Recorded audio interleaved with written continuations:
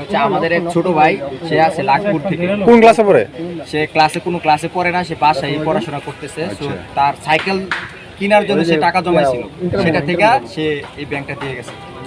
মানে তার স্বপ্ন, সে ছোট থেকে একটা সাইকেল কিনবো, এই কারণে এই যে সুন্দর করে নাম লেখা দিয়েছে ইনাম। আমরা দেখা না তার মানে কোন ক্লাসে পড়ে না, অনেক ছোট। মানে কোন ওয়ানে পড়ে বলেন। হ্যাঁ, এত অল্প বয়সে তার এত মানসিকতা। মানুষের জন্য কাজ করবে, দেশের জন্য সেবা করবে, এই কারণে দিয়ে গেছে। এটাকেই বলে কিন্তু জাতীয় ঐক্য। এদের কাছ থেকে আমাদের শিক্ষা দরকার। আমরা যদি এভাবে যদি একে অপরকে সহযোগিতা করি, তাহলে এই দেশ সবাই দাঁড়ান না, অনেক সুন্দর হবে এক সময়। ঢাকা ইউনিভার্সিটি তো দেখছি গতকালকে এক বড় ভাইয়ের মা 4 বছর আগে মারা গেছে। উনি একটা ব্যাংক নিয়েছে, ওই ব্যাংকে প্রায় 1 লক্ষ টাকার উপরে আছে।